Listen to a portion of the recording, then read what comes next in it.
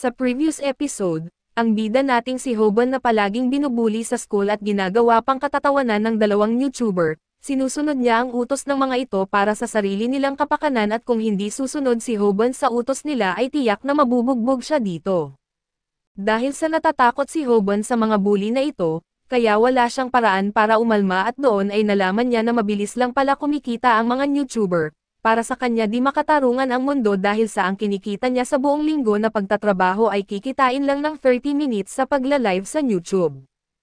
Gusto ni Hoban pasukin ang trabaho na ito hanggang sa dumating ang panahon, hindi sadyang nag-viral siya dahil lamang sa nangyaring bangayan nila ng isa sa mga bully at ito'y nakunan ng video sa pamamagitan ng 4K live camera. Naging sikat si Hoban overnight dahil sa video na ito at ang nakakatuwa ay kumita siya at ipinangbayad niya sa bills ng hospital kung saan nagpapagaling ang kanyang ina. At sa pagpapatuloy, sa araw na iyon bago pa ang pangyayari ay bago magsimula mag-show ay tinanggihan ni Snapper na maging kaibigan si Hoban, sa halip ay inaalok pa niya ang sarili na maging isang room producer at sinabi pa niya kay Paco na tinitiis lang niya si Hoban bilang kapartner sa negosyo. Ang tawag pa ni Snapper kay Hoban ay isang kabiguan, ngunit sinuntok siya ni Paco dahil sa pagtraidor niya kay Hoban para makuha ang tiwala nito at pinuna ni Paco na pati ngayon, tinatraidor niya pa rin si Hoban kaya't nagtataka siya kung may hiya ba si Snapper sa pagpapakitang tao niya sa lahat ng taong nakakasalamuhan niya. Lahat ay tumingin sa kanya ng pang-iinis at sinang-ayunan ni Snapper na siya ang pinakamasahol na uri ng tao sapagkat sa kanyang tingin, ito ang tanging paraan niya para mabuhay at sa pamamagitan na rin ng paglapit niya sa mga mas malakas sa kanya, hindi siya marunong makipaglaban o kumuha ng mataas na marka kaya ito ang kanyang tanging paraan para umunlad.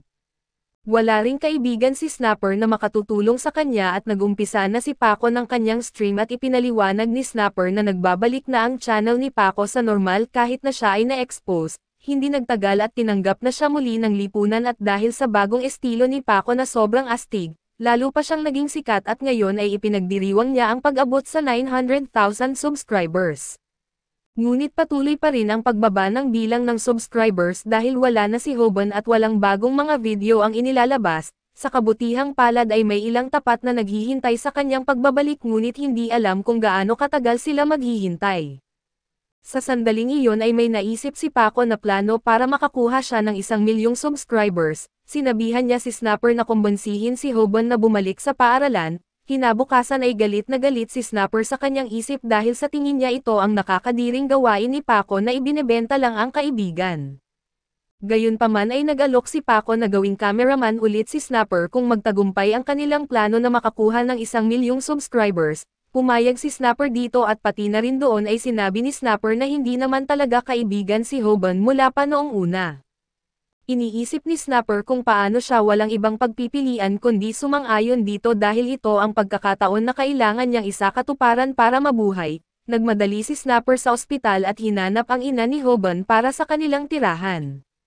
Siya ay nagpunta na sa kanilang bahay noon, ngunit hindi niya na maalala kung alin doon at ikinagulat niya nang malaman niya na hindi pala pumapasok si Hoban sa paaralan, at sinabi lamang ni Snapper na kailangan niya ito. Sa muli ay pinagtanggol ni Snapper ang kanyang ginawa sa pamamagitan ng pag-iisip na kailangang mabuhay siya kahit ano pa man ang mangyari at nang ibigay sa kanya ang kanilang address, sinabi ni Snapper na naligtas siya kaso makikita natin na siya ay muling sinaktan. Kinabukasan sa paaralan, siya ay may pananagutan kay Paco dahil galit siya na hindi niya napapauwi si Hoban at dahil kay Snapper, siya ay pinagtatawanan dahil hindi niya na makuha ang $300 na ipinangako para sa isang maliit na proyekto na kanyang pinagtrabahuhan. Ipinaliwanag ni Snapper na pumunta siya sa bahay ni Hoban at tinawag ito ngunit hindi ito lumabas. Hindi nag-aalala si Paco at sinaktan si Snapper ng mas malupit at nagdesisyon siyang bigyan si Snapper ng isang huling pagkakataon na kumbansihin si Hoban na pumunta sa paaralan at sinimulan ang kanyang livestream. Gayunpaman ay lubhang nagulat si Paco nang gawin ni Snapper ang kabaligtaran, sinabi niya kay Hoban na huwag pumunta sa paaralan at ibinunyag na makakakuha si Paco ng $300 kahit na binugbog lamang siya. Sinabi ni Snapper na baka pati ang buhay niya ay matapos ni Paco sa pagkakataong ito kaya't sinabihan niya si Hoban na manatili na lang sa bahay. Sobrang galit ni Paco at sinuntok si Snapper sa mukha at makikita natin kung bakit nagbago ng isip si Snapper habang nakikipag-usap sa ina ni Hoban noong araw bago ang pangyayari. Sinabi sa kanya ng ina na sinabi ni Hoban tungkol sa kanya na natutuwa siya na may kaibigan na siya sa klase. Sinabi pa niya na mas masaya na ang paaralan ngayon dahil sa kanyang bagong kaibigan kaya't sobrang nagulat si Snapper nang marinig ito. Si Snapper ngayon ay pinagtatawanan at iniisip kung siya ba ay isang traidor ba talaga, kaso iyon ay pawang mga salita lamang. Si Hoban sa kahit na paano ay tinawag siyang kaibigan kahit na alam na niya ito at dahil dito ay hindi na niya kayang traidorin pa si Hoban. Pagkatapos ay bumalik tayo sa kasalukuyan kung saan bumalik si Hoban sa paaralan sa kabila ng pakiusap ni Snapper na iwasan na siya. Pinanigurado ni Hoban na live streaming ni Snapper ito at ipinahayag na ang pamagat ay kung paano makipaglaban at talunin ang isang karaniwang tao. Labis na nagulat si Snapper na makita na ang kanyang kaibigan ay ganon kalamig ang pagtrato. Subalit malinaw niyang nakita na may isinulat na talumpati si Hoban sa kanyang kamay. Sinimulan ni Hoban gamitin ang kanyang teknik na get hit without getting hurt. Nag-aalala si Snapper dahil dati nang pinatunayan ni Paco na hindi ito epektibo. Nadismaya rin si Paco dahil dapat alam na ni Hoban na hindi gagana sa kanya ang galaw na ito kaya't siya ay sumubok na naman ng uppercut. Isang pagbabalik tanaw sa isang buwan na ang nakalipas ay ipinakita kung ano ang nangyari matapos nasisiyahan si Hoban. Napagtanto niya na siya ay nagmamalaki lamang at nagdududa kung dapat ba niyang tuluyan ng iwasan si Bomi. Iniisip niya na hindi na niya kayang harapin ang kanyang mga manunood ngunit walang paraan para mabayaran ang mga gastusin sa ospital ng kanyang ina. Naroon si Hoban sa kanyang pinakamababang punto habang tinatanong niya kung bakit siya kailangang maging mahina at walang silbi. Kung ito ay isang anime ay marahil ay may himala na biglang magpapalakas sa kanya subalit sa kasawiang palad ni Hoban. Alam niyang ito ay realidad at gayunpaman ay biglang na-realize ni Hoban na mayroon siyang kanyang sariling uri ng himala at ito ay ang lihim na YouTube channel. Nagpatuloy si Hoban sa ikalawang aralin ni Sandek sa kung paano makipaglaban at pinapanood ang video na may pamagat na How to Fight and Beat a Regular Person, at doon ay ipinaliwanag ni Sandek na isa sa ilalim na sa pagsubok ng kanyang dedikasyon si Hoban dahil ang susunod na teknik ay magdadala ng buong isang buwan upang matutunan. Sa tatlong essential sa pakikipaglaban, ang una ay ang pagpapalakas ng katawan at itinuro ni Sandek na kumuha ng mataas na kalidad na protina upang dagdagan ang kanyang muscle mass. May mga teknik ang mga profesional na mga fighter upang maugnay ang pagkakaiba sa laki kaso wala ito sa mga baguhan kaya kailangan nilang palakasin ang kanilang mga katawan upang maiwasan ang mga atake. Gumawa si Hoban ng isang shake mula sa hilaw na karne para sa protina kaso ito ay nasukan niya. Napasobra sa kanyang pagkasigla si Hoban at hindi napansin ang bahagi ng video kung saan inirerekomenda ni Sandek na bumili na lamang ng protina. Ang ikalawang essential sa pakikipaglaban ay ang willpower. Wala si Hoban ng pera para bumili ng protina kaso seryoso siya sa pag-aaral kaya't pinilit niyang inumin ang mga shake na ginawa niya. Ipinaliwanag ni Sandek na ang sobrang pagkain ay maaaring magdulot sa kanya ng pagiging taba kaya't kailangan din niyang mag-ehersisyo. Ang ikatlong essential ay ang stamina. Inutusan siya ni Sandek na pumunta sa isang pool dahil ang paglangoy ang pinakamahusay na ehersisyo para sa pagpapalakas ng stamina. Mahalaga ang stamina dahil ito ay magpapahaba sa kanyang tagal sa isang laban. Nag-imbento rin si Dek ng isang teknik para mapabilis ang metabolism habang lumalangoy, at ito ay sa pamamagitan ng paglangoy na nakasara ang kanyang mga kamay at alam ni Hoban na ang mga swimming pool ay puno ng masayang mga extroverts kaya't hindi siya pwedeng pumunta doon. Gayunpaman ay lubos siyang determinado kaya't lumangoy siya sa isang pampublikong paliguan bilang alternatibo. Ito ay isang mabigat na trabaho kaya't si Hoban ay pagod na kaso hindi siya nawalan ng determinasyon.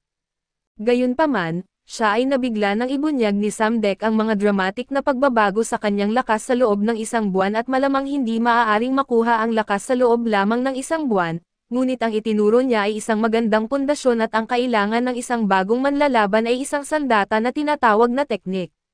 Labis na na-excite si Hoban sa puntong ito habang naghahanda siya upang matuto ng isang super galaw. Binanggit ni Sandek ang tanong kung aling uri ng mixed martial arts ang pinakaangkop para sa mga kaguluhan at isang beses na tinanong ng isang reporter ang isang kampyon na martial artist, at kung ikaw ay isang mahinang bata na binubuli aling martial art ang gusto mong malaman.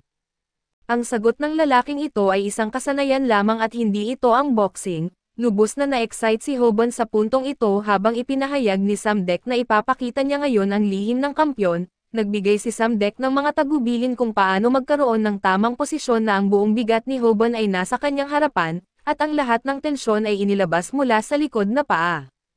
Pinagsabihan niya si Hoban na ikutin ang kanyang katawan na parang pagtingin sa likod at balik sa kasalukuyan. Ginamit ni Hoban ang galaw na estilo ng MMA laban kay Paco at ito'y tinatawag na low kick at lahat ay nagulat at hindi makapaniwala si Hoban na totoo nga niyang naitama ito.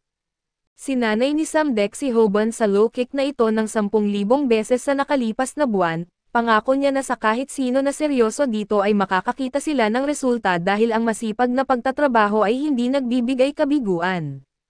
Nabigla dito si Hoban kaso nang tawanan lamang ito ni Paco at alam niya ang galaw na low kick at ipinapaliwanag na dapat itong tumama sa hita kapag ginamit.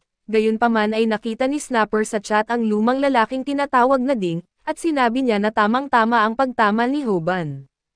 Nabigla si Snapper nang makita ni Kim na sadyang ginawa ito ni Hoban ng sadya at ginamit niya ang MMA-style low kick, at ito ay isang mas pinabuti na low kick na nagpapakita ng lakas ng low kick sa maximum at tinatawag itong calf kick. Sa kaibahan sa mga tradisyonal na kick kung saan ang pinsala ay lumalaki sa paglipas ng panahon, ang calf kick ay nagdudulot ng agarang pinsala sa isang tama at na-impressed si Kim dahil hindi madaling galaw ito na kayang gamitin ng isang nagsisimula kaya't nagpasya siyang mag-subscribe sa channel ni Hoban.